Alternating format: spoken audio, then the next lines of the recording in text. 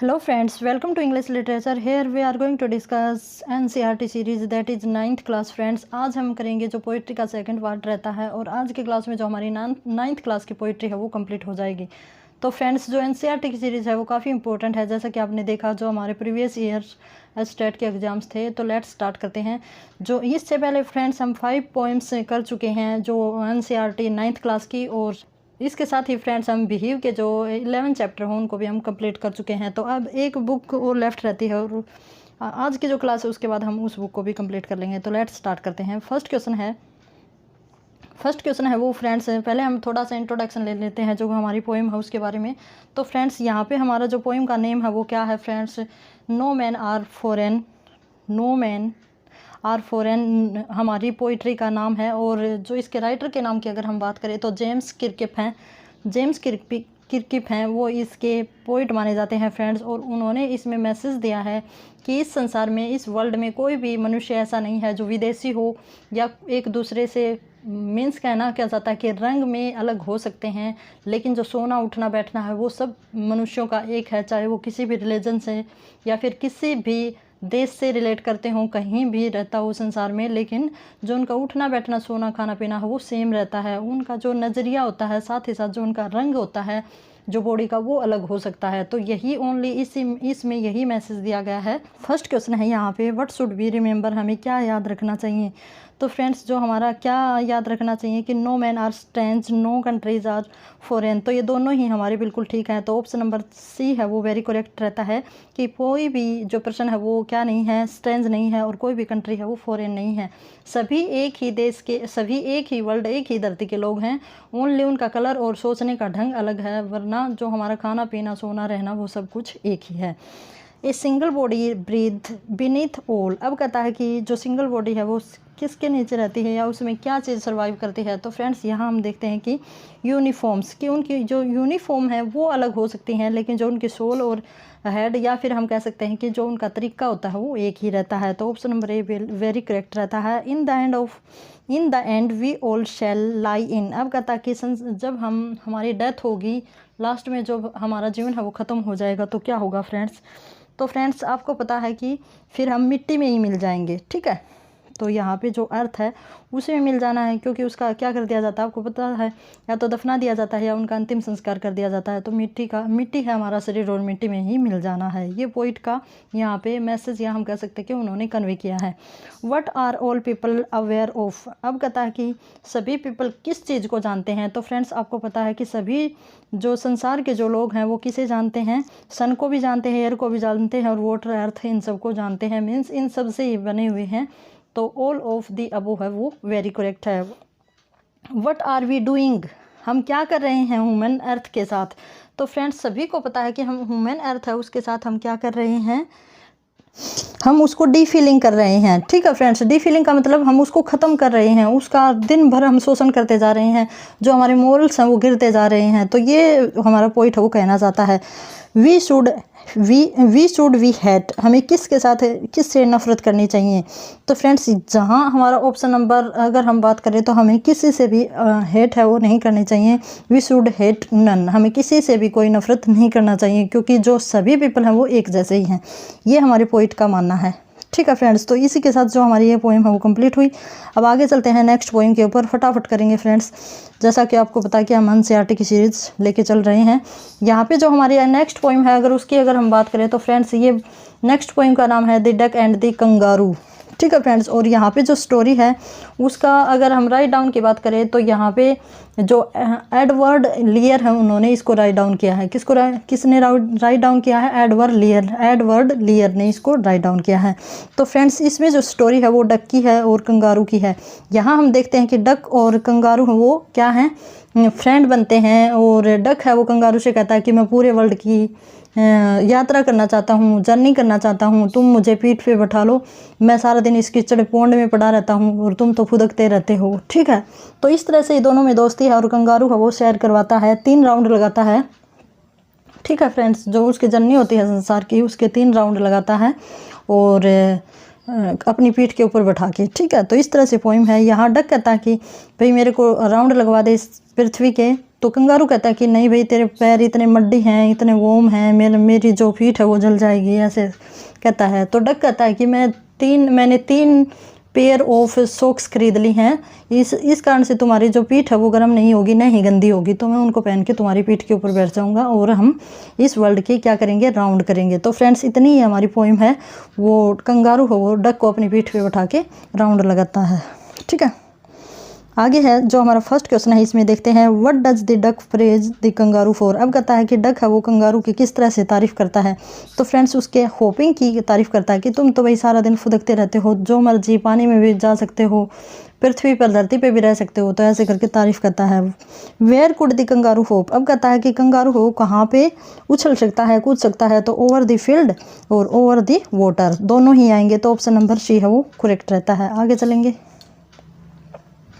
Where did the duck lived. अब कहता है डक है वो कहाँ रहता है। तो पोंड में डक है वो रहता है। ऑलवेज आपको पता है हम डक देखते हैं तो वो पोंड वगैरह में, झील वगैरह में रहते हैं। ठीक है, how does the duck describe his pond. अब कहता है कि डक है वो अपने पोंड को कैसे डिस्क्राइब करता है, कैसे उसका वर्णन करता है। तो उसके अकॉर्डिंग जो हमारा जो पोंड है उसका वो काफ़ी नस्टी है।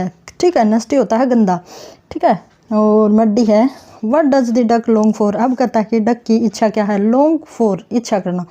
तो उसकी जो इच्छा है वो क्या है फ्रेंड्स, यहाँ हम देखते हैं कि लिव द नस्टी पॉन्ड और go out in the world beyond. अब कहता है कि उसके जो ऑप्शन नंबर सी है वो करेक्ट रहता है। वो नस्टी पॉन्ड को छोड़ना चाहता है और क्या करना चाहता है, वर्ल्ड है उसके मतलब अराउंड घूमना चाहता है। ठीक है फ्रेंड्स, तो ये हमारा जो 5th क्वेश्चन है वो भी कंप्लीट हुआ। आगे चलते हैं। What did the duck request the kangaroo. अब वो कंगारू से क्या रिक्वेस्ट करता है फ्रेंड्स। तो कंगारू से वो क्या रिक्वेस्ट करता है देखना एक बार। To go him a ride, to give him food, to play with him. तो यहाँ पे हमारा ऑप्शन नंबर ए है वो बिल्कुल ठीक है। To give him a ride कि उसको शेयर करवाए, उसको घुमाए, सवारी करवाए। What sound does a duck make. अब कहता है कि डक की जो साउंड होती है वो क्या होती है। फ्रेंड्स क्वेश्चन है वो मैं आपको बता रही हूँ, जो समरी टाइप उसमें से भी आ सकता है और जो राइट डाउन कर रखे हैं MCQ फॉर्म में वहाँ से भी आ सकता है। तो काफ़ी ध्यान से सुनिएगा, विद इन 15-20 मिनट में हमारी क्लास है वो कंप्लीट हो जाएगी। ठीक है, तो यहाँ जो डक की जो साउंड होती है वो होती है क्विक। ठीक है, ऑप्शन नंबर बी। अब हम चलते हैं जो हमारी 8th पोइम है उसके ऊपर चलेंगे फ्रेंड्स। और जो 8th पोइम है वो है हमारी ऑन किलिंग ए ट्री।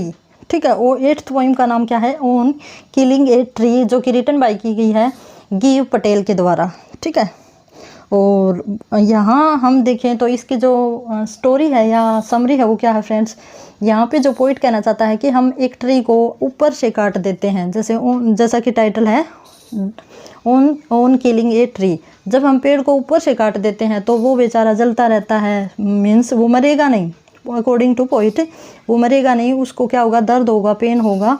और एक दिन क्या होगा, धीरे धीरे 2-4 साल में, 10 साल में उसकी मतलब ऊपर से काटने के बाद तना सूख जाएगा, फिर धीरे धीरे उसकी जड़ों तक वो पहुंच जाएगा, तो उसकी जो जड़ है वो भी सूख जाएंगी, तब जाके एक पेड़ मरता है। ठीक है फ्रेंड्स, तो फ्रेंड्स पोइट कहना चाहता है कि जब तक उसको जड़ से न उखाड़ फेंक दिया जाए तब तक जो पेड़ है उसकी डेथ नहीं होती।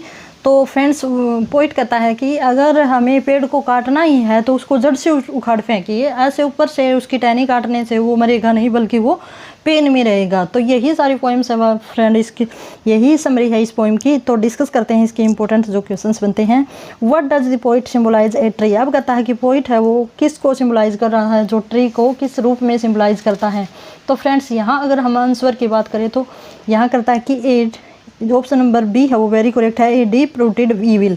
कि जैसे कहता है कि एक बुराई है उसको हम ऐसे नहीं कि मान लो कोई भी ईविल है उसको पर्सन को ख़त्म करने से, उस आदमी को मारने से वो ईविल ख़त्म हो जाएगी। जब तक हम उसको जड़ से ख़त्म नहीं करेंगे तब तक वो ईविल है वो उसको हम ख़त्म नहीं कर सकते। We can kill a tree with a simple job of knife. ठीक है, कहता है कि क्या हम सिंपल एक नाइफ से उसको ट्री को कट कर सकते हैं। तो यहाँ पे जो आंसर होगा वो होगा नो, क्योंकि ट्री को ख़त्म करने के लिए हमें उसको रूट से निकालना पड़ेगा। What does a tree consume to grow. अब कहता है कि क्या कंज्यूम करता है ट्री बढ़ने के लिए। तो फ्रेंड्स यहाँ हम देखते हैं कि जो ट्री है वो क्या करता है। तो फ्रेंड्स यहाँ जो हमारा ऑप्शन होगा 3rd क्वेश्चन का वो होगा अर्थ। ठीक है, ऑप्शन नंबर जो क्वेश्चन नंबर 3rd है उसका आंसर होगा अर्थ है। ट्री है वो अर्थ में या धरती पे ही उगता है और ग्रोथ करता है। आगे चलेंगे। What does a tree absorb in the process of growing. कहता है कि ट्री को बढ़ने के लिए किस चीज़ को किस किस मटेरियल को अब्सॉर्ब करना पड़ता है। तो फ्रेंड्स यहाँ हम देखते हैं कि सनलाइट लेता है, वाटर लेता है और एयर लेता है, तो ऑल ऑफ दी अबो यहाँ पे हमारा आंसर रहेगा। आगे जो क्वेश्चंस रहता है 5th नंबर का, what can alone kill a tree. अब क्या कहता है कि हमें क्या जो what can alone kill a tree, एक अकेला क्या चीज़ है जो ट्री को काट सकता है। तो hacking chopping none of the above. यहाँ पे नन ऑफ दी अबो आएगा क्योंकि ट्री को हम हैकिंग करके नहीं काट सकते, चॉपिंग करके भी नहीं काट सकते, हम ओनली उसकी जड़ उसकी रूट से निकाल कर ही उसको कट कर सकते हैं। तो फ्रेंड्स ये हमारी पोइट्री है वो कंप्लीट हुई। आगे चलते हैं, जो आगे शायद 9th हमारी पोइट्री आ गई है, ठीक है। और इससे जो क्वेश्चंस थे फ्रेंड्स कल वाले जो हमने डिस्कस किया था TGT एचटेट का एग्ज़ाम 2019, वहाँ से क्वेश्चन वहाँ इसमें से क्वेश्चन दिया गया था, ठीक है फ्रेंड्स। आपको ध्यान हो तो, अगर आपने वो कल वाली क्लास देखी होगी तो फ्रेंड्स ये हमारी पोइट्री है 9 नंबर की, जिसका नेम है द स्नेक ट्राइंग, ठीक है, स्नेक ट्राइंग। ये जो ब्यूटीफुल हमारी पोइट्री है फ्रेंड्स, जो कि हमारा WWE रोस हमारा पोइट रहता है, उसने इस पोइम को लिखा है और उन्होंने सांप की सुंदरता और उसकी जो कॉन्शियसनेस है उसके बारे में काफ़ी अच्छा सुंदर वर्णन किया है, डिस्क्रिप्शन किया है। तो फ्रेंड्स यहाँ सांप है, उसको मारने के लिए एक आदमी है वो लाठी लिए हुए है, ठीक है। तो पोइट उसको कहता है कि भाई इतना सुंदर सांप है, ये तेरा क्या बिगाड़ता है, छोड़ना, इसको क्यों मार रहा होता है। लेकिन वो मानता नहीं, वो उसके पीछे पड़ा हुआ होता है। तो जो सांप है वो फ्रेंड्स वो लहरों में घुस जाता है। लहरों में कहाँ पे घुस जाता है, जो सरकंडे की लहरें होती है वहाँ पे एंट्री कर जाता है पानी के ऊपर से, ठीक है। और सांप है उसका कलर है वो ग्रीन है। कहीं आपसे पूछ लिया जाए कि दी स्नेक ट्राइंग में जो स्नेक का कलर है वो कैसा था, तो ग्रीन कलर का वो सांप है फ्रेंड्स। तो यहाँ डिस्कस करते हैं, हमारा फर्स्ट क्वेश्चन है what is our opinion about most of snake. अब कहता है कि मोस्ट ऑफ स्नेक हैं उनके बारे में हमारा क्या ओपिनियन रहता है। तो फ्रेंड्स इसकी अगर हम बात करें तो स्नेक के बारे में हमारा क्या रहता है कि स्नेक होता है वो fearsome symbol of death. Snake को हम किस भावना से देखते हैं कि भाई सांप तो एक मौत है, ठीक है। तो ऑप्शन नंबर ए है वो वेरी करेक्ट है। In the poet's view the snakes are, अब कहता है पोइट की नज़र में स्नेक है वो क्या है, harmful to us, not harmful to us, enemy to us, all of above. तो जो हमारा सेकंड जो ऑप्शन रहता है वो बिल्कुल करेक्ट है। यहाँ सांप को वो क्या कहता है कि हार्मफुल नहीं है, जब तक हम सांप को नहीं छेड़ेंगे वो सांप हमें नहीं खाएगा, काटेगा। आगे है what is the snake trying to escape. अब कहता है कि जो बचने के लिए सांप क्या कोशिश कर रहा होता है, किससे बचने के लिए कोशिश कर रहा होता है। तो फ्रेंड्स वो एक पर्सन होता है वो उसको मारने के लिए, तो उसकी जो स्टिक है, लाठी है, उससे बचने के लिए वो कोशिश कर रहा होता है। आगे है the snake has a, snake है उसकी बॉडी कैसी है। तो फ्रेंड्स यहाँ हम बात करें तो स्नेक की जो बॉडी है वो कैसी है, थिन लॉन्ग बॉडी है, पतला पतला और लंबा लंबा साफ है। How does the poet describe the shapes of the snake's body. अब कहता है कि जो शेप लेता है जैसे स्नेक वो इकट्ठा होता है, छुपने के लिए जाता है, क्योंकि सांप को जो पोइट है वो देख रहा होता है उस टाइम पे। तो स्नेक है वो कैसा लग रहा है, ग्रेसफुल और ब्यूटीफुल दोनों ही लग रहा होता है। तो option number D very correct है। What does the snake glide through. अब कहता है कि जो स्नेक होता है वो ग्लाइड थ्रू हो जाता है फ्रेंड्स, ठीक है, किस में उतर जाता है, चला जाता है। तो यहाँ पे वाटर आएगा। सांप है वो सरकंडे जो रिपल्स हैं उनमें एंट्री कर जाता है, जो सरकंडे हैं, ठीक है, और लहरों में एंट्री कर जाता है, जो पानी की लहरें होती हैं उसमें स्टिक से बचने के लिए। तो फ्रेंड्स ये क्वेश्चन थे हमारी पोइट्री से। अब चलते हैं जो हमारी 10th पोइट्री रहती है, जो कि लास्ट पोइट्री है फ्रेंड्स, और इसकी हम थीम से थोड़ा सा डिस्कस करेंगे, फिर ये क्वेश्चन तो 2-3 ही हैं। तो फ्रेंड्स इसकी अगर हम बात करें तो इसका पोइट्री का नाम है a slumber did my spirit seal. एक slumber did my spirit seal, ठीक है फ्रेंड्स। तो यहाँ पे विलियम वर्ड्सवर्थ की काफ़ी अच्छी पोइम है फ्रेंड्स। विलियम वर्ड्सवर्थ की एक लूसी नाम की एक लड़की है जो इमेजिनेशन होती है, उनकी इमेजिनेशन में होती है ये गर्ल, और उसकी डेथ होने पर जो पोइट है वो ये पोइम लिखते हैं कि उसकी जो गहरी स्लम्बर होती है उसकी मृत्यु होने पर क्या हो जाता है, पोइट की स्पिरिट भी छीन ली जाती है, ठीक है। तो फ्रेंड्स यहाँ लूसी ग्रे को डेडिकेट करके इस पोइम को लिखा गया है, ठीक है फ्रेंड्स। और वो कहता है कि भाई वो मेरे जीवन का अभिन्न बन गई थी, अब मैं उसके बिना कैसे रहूँगा, ऐसे करके ये पोइम है थोड़ी सी। तो आपको इसके जो मोस्ट इम्पोर्टेंट क्वेश्चंस रहते हैं वो राइटर का पोइट का नाम और जो पोइट्री है उसका नाम, ठीक है। और किसको डेडिकेट किया गया है, लूसी को डेडिकेट किया गया है। तो क्वेश्चन नंबर फर्स्ट है what sealed the poet spirit. अब कहता है कि पोइट की स्पिरिट को किसने सील कर दिया है। तो ए स्लम्बर, एक गहरी नींद है लूसी की, उसने पोइट की जो स्पिरिट है उसको सील कर दिया है, ठीक है फ्रेंड्स। अब आगे है what is the poem a slumber did my spirit seal about. अब कहता है कि ये पोएम है वो किसके बारे में है। तो फ्रेंड्स इसकी अगर हम बात करें तो हमारा जो ऑप्शन नंबर रहता है death of A loved one, ठीक है फ्रेंड्स। तो ये किसके बारे में है, लूसी की डेथ होने पर ये पोएम है वो लिखी गई है।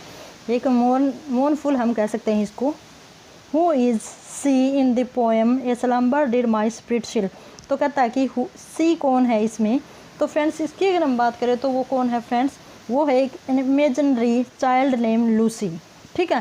तो यहाँ पे 3 ही क्वेश्चन दिए गए हैं फ्रेंड्स। काफ़ी इंपॉर्टेंट सीरीज़ थी 9th क्लास की जो हमने कंप्लीट कर ली है। अब ओनली 2-3 क्लास ही रहेंगी जिसमें हम ये डिस्कस कर लेंगे, फिर हम करेंगे फ्रेंड्स बाकी जो क्लासेस रहती हैं 6th, 7th और 8th और 10th को हम डिस्कस करेंगे।